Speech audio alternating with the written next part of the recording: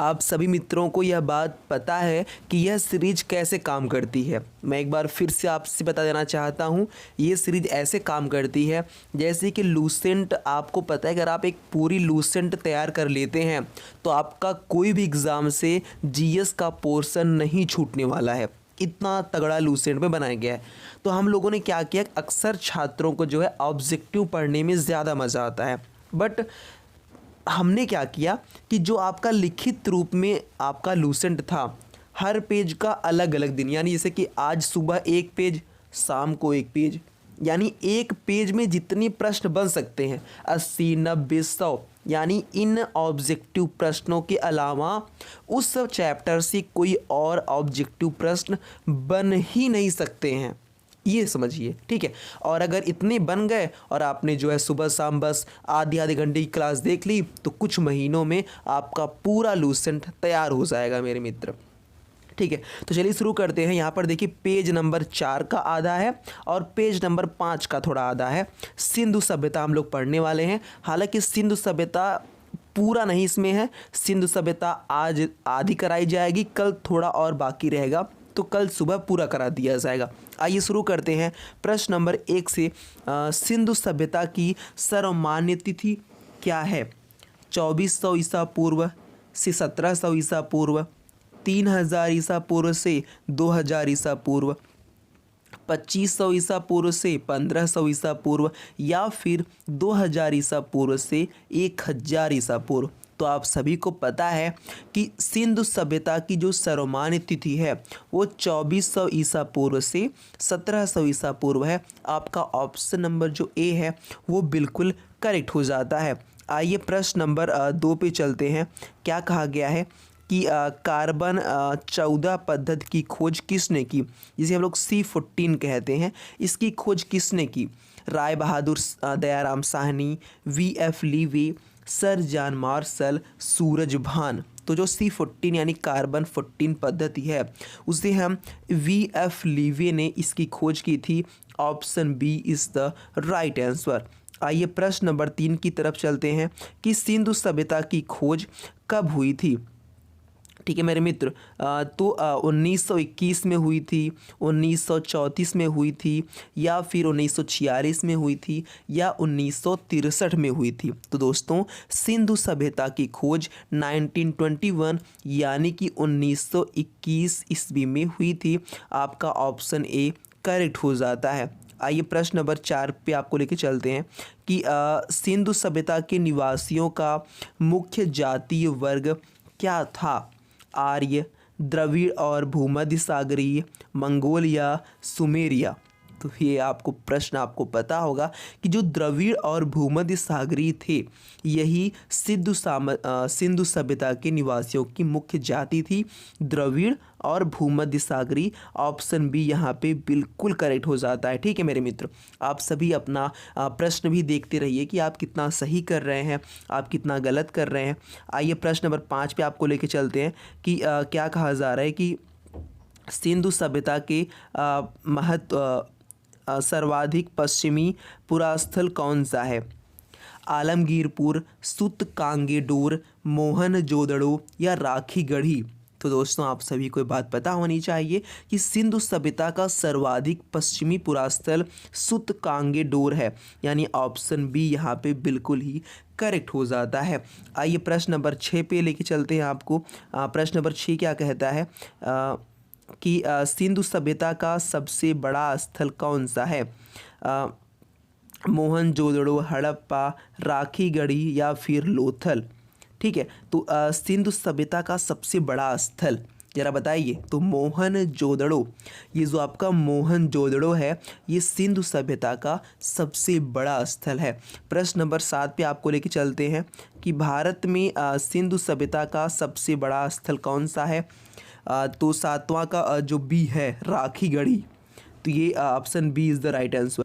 अब इसमें आप थोड़ा कंफ्यूज होंगे क्योंकि इसमें देखिए भारत का पूछा गया। जो यहाँ पे देखिए राखी गढ़ी आपका है, ऑप्शन बी राखी गढ़ी यहाँ पे सही है, ऑप्शन बी है, ये भारत में पूछा गया है। लेकिन जो प्रश्न नंबर आपका 6 है, मैं आपको दिखा देता हूँ, इसमें देखिए केवल सिंधु सभ्यता पूछा गया है।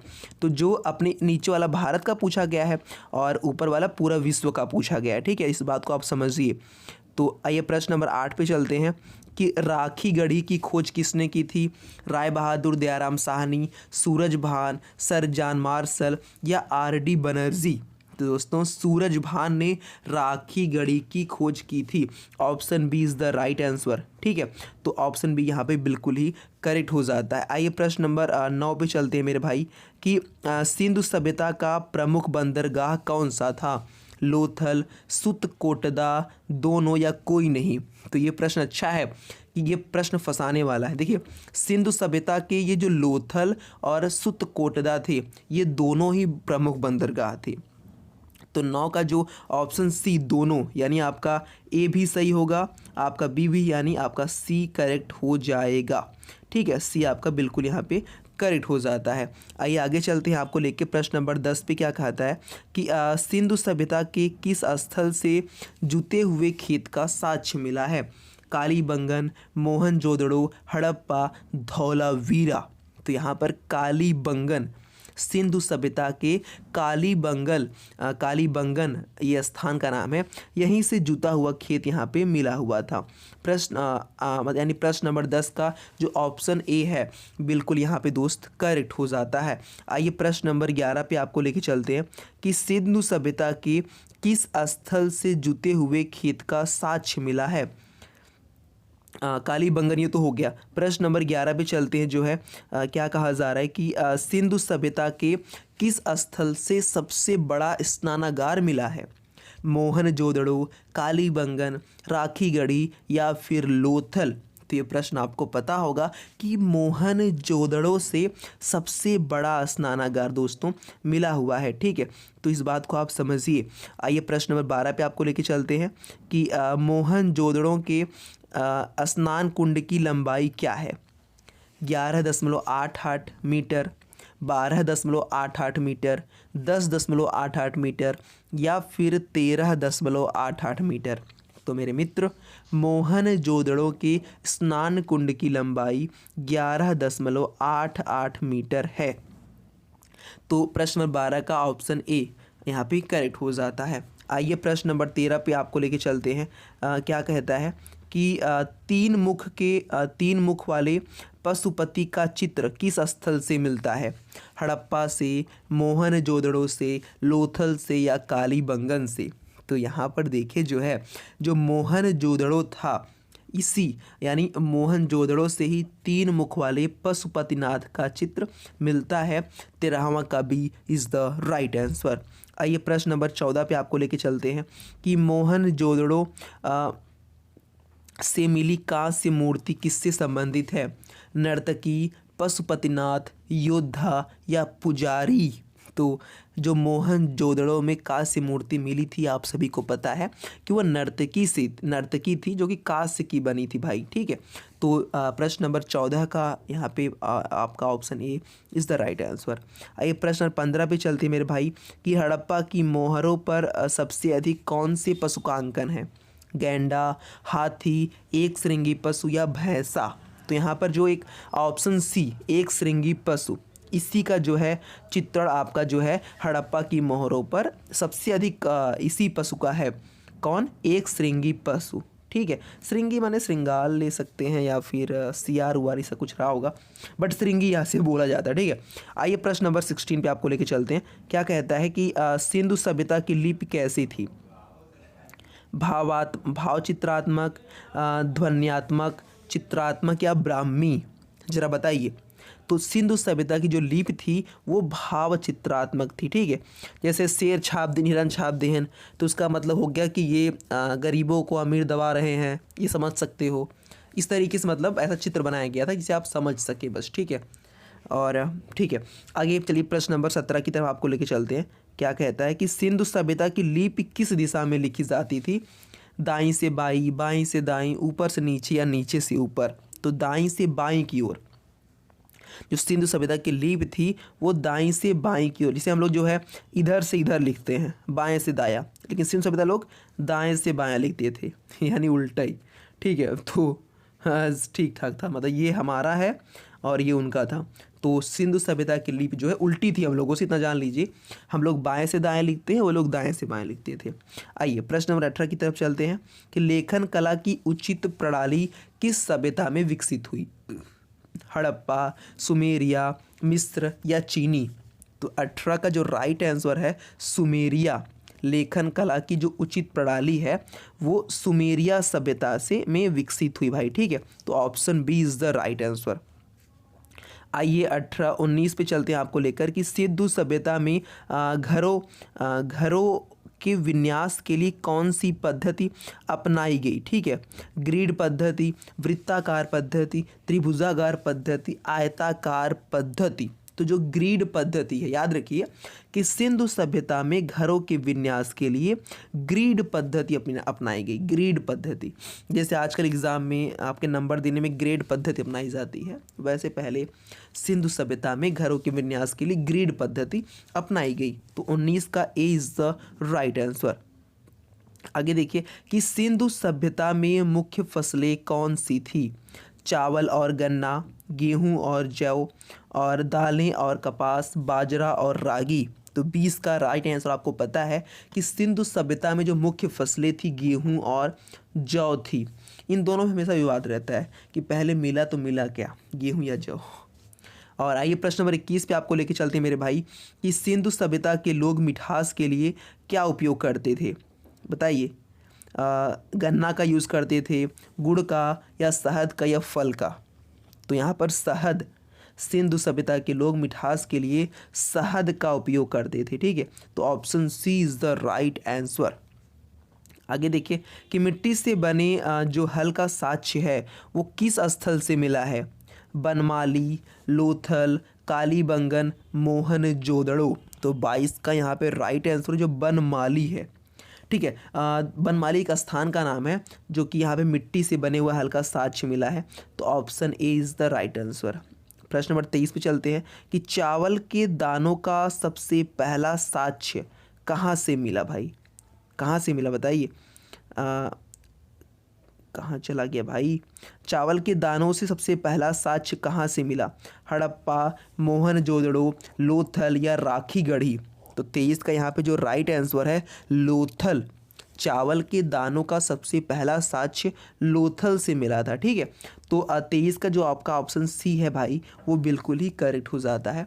आइए प्रश्न नंबर 24 पे चलते हैं। क्या कहा गया है कि सिंधु सभ्यता के मनके बनाने के कारखाने किस स्थल से मिले? लोथल और चन्हूदड़ू, मोहनजोदड़ो और हड़प्पा, कालीबंगन और राखीगढ़ी, धौलावीरा और आलमगीरपुर? तो 24 का जो राइट आंसर है लोथल और चन्हूदड़ो। ठीक है, सिंधु सभ्यता के मन के बनाने का कारखाना लोथल से मिला और चन्हूदड़ो से मिला। Option A is the right answer. आइए प्रश्न नंबर 25 पे आपको लेके चलते हैं। क्या कहा गया है कि सिंधु सभ्यता का दक्षिणी पुरास्थल कौन सा है? दाइमाबाद, लोथल, कालीबंगन, या धौलावीरा? बताइए कि सिंधु सभ्यता का दक्षिणी पुरास्थल कौन सा है? तो दोस्तों जो दाइमाबाद है सिंधु सभ्यता का दक्षिणी पुरास्थल है क्या? Daimabad. Option A is the right answer.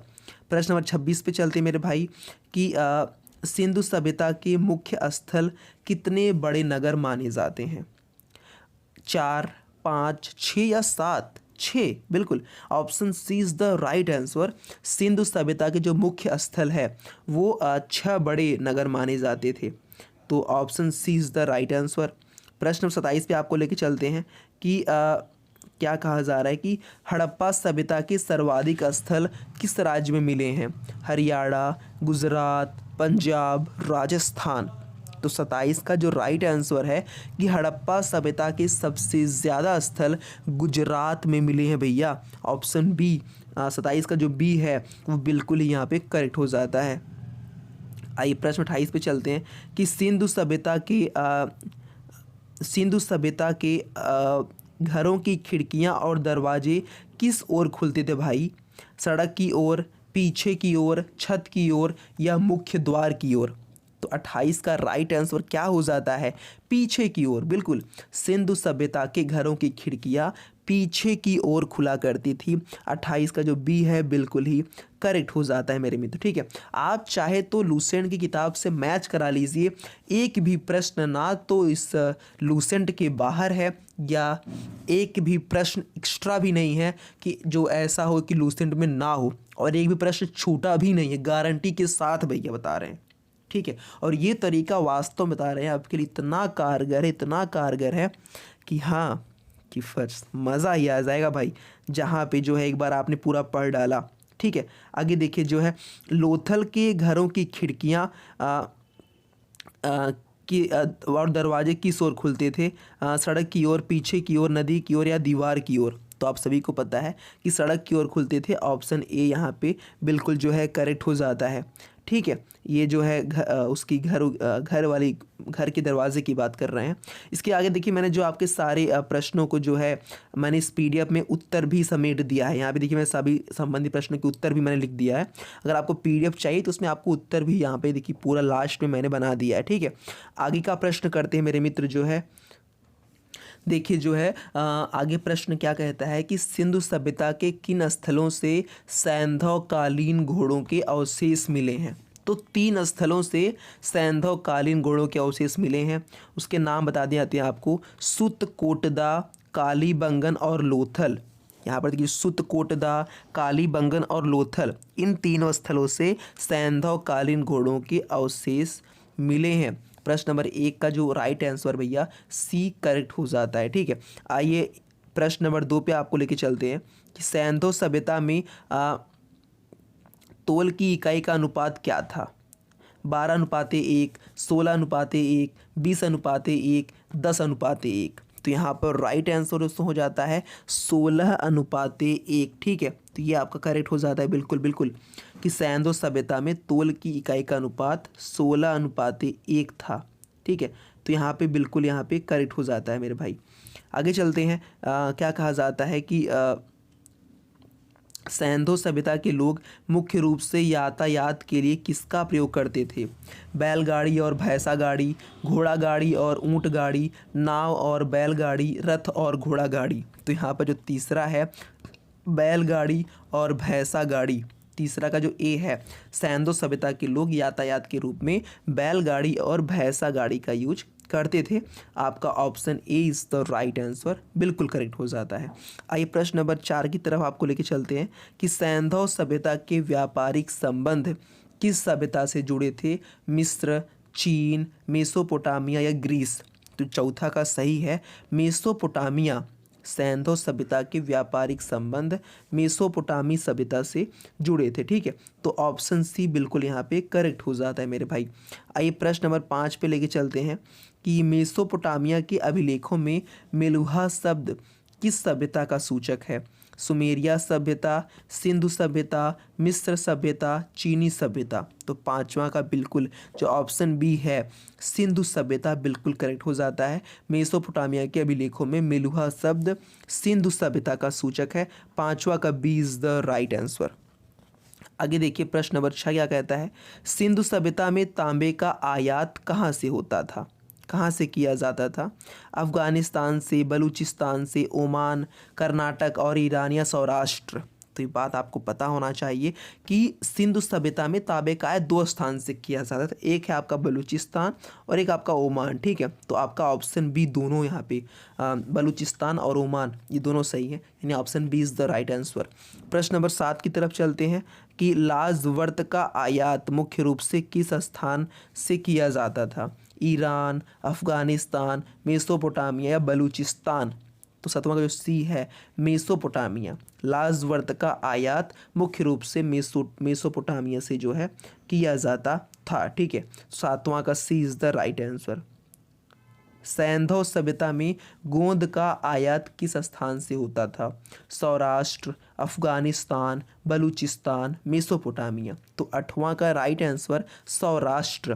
जो सैंधव सभ्यता में गोंद का आयात जो था वो सौराष्ट्र से भाई होता था। प्रश्न नंबर 9 पे चलते हैं। हालांकि इसके पहले लोग 30 प्रश्न कर चुके हैं भाई, ठीक है। ये 30 9 39 हो जाएगा। हालांकि ये कुछ बाद में ये पीडीएफ बनी तो इसको 1 नंबर से स्टार्ट हो गया है, कोई दिक्कत नहीं है। आपको नॉलेज से मतलब है, इसके क्रमांक से नहीं।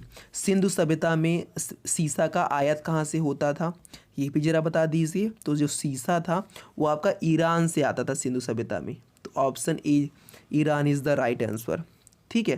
प्रश्न नंबर 10 पे आपको लेके चलते हैं कि हड़प्पा संस्कृत का शासन किस वर्ग के हाथों में था, श्रमिक वर्ग, योद्धा वर्ग, वैदिक वर्ग या वणिक वर्ग।